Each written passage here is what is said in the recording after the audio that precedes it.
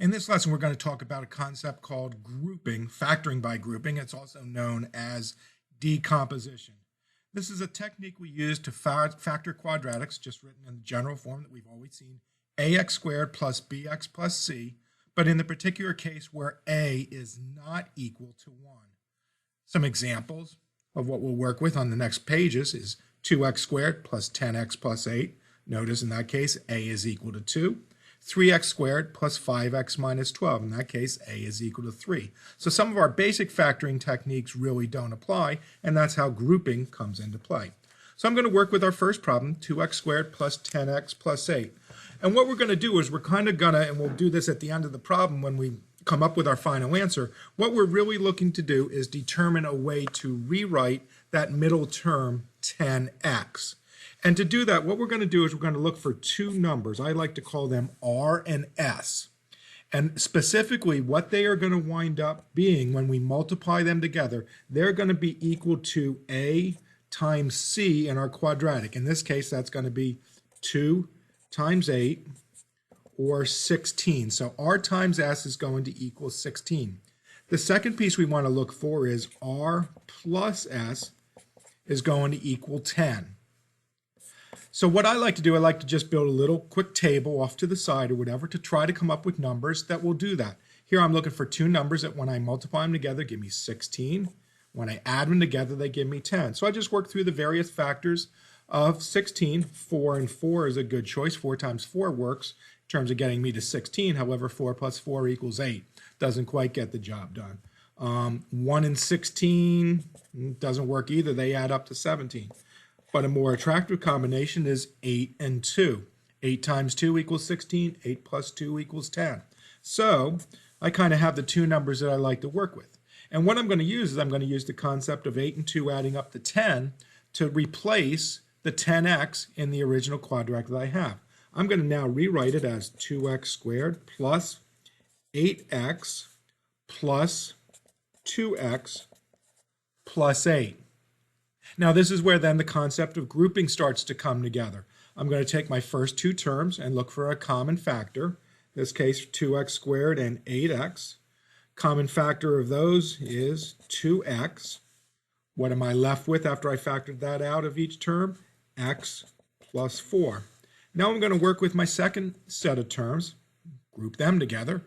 2x plus 8, common factor there. Well, the best I can come up with is 2. And when I factor everything else out, I wind up with 2 times x plus 4.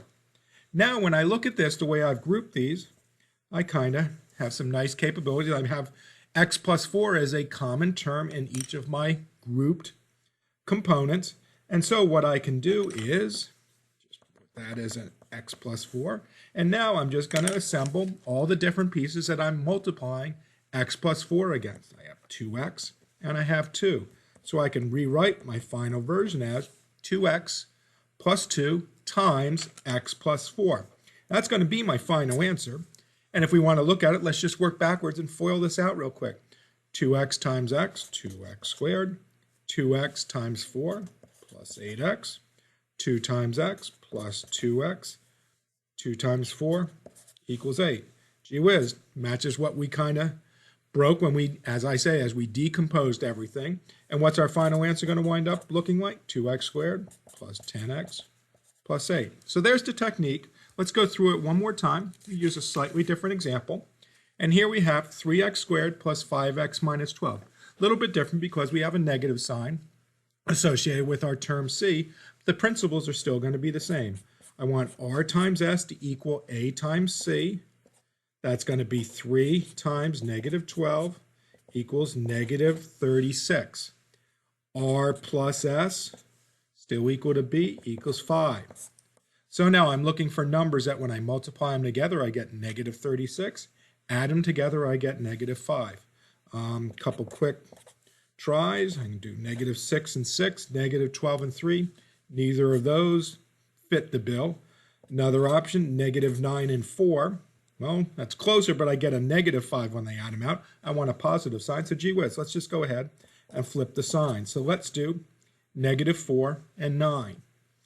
So if I work with this, I'm going to go 3x squared plus, I'm going to go ahead and just keep my 9 first. I'll keep my positive term, minus 4x minus 12. All right, let's go ahead and group again. So group our first terms.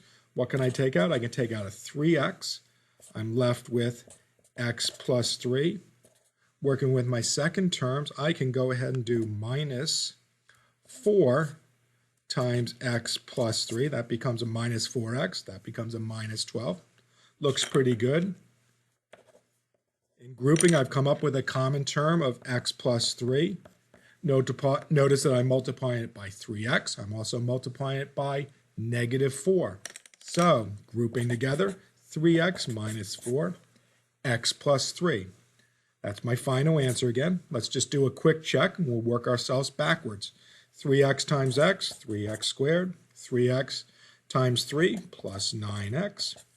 Negative 4 times x minus 4x.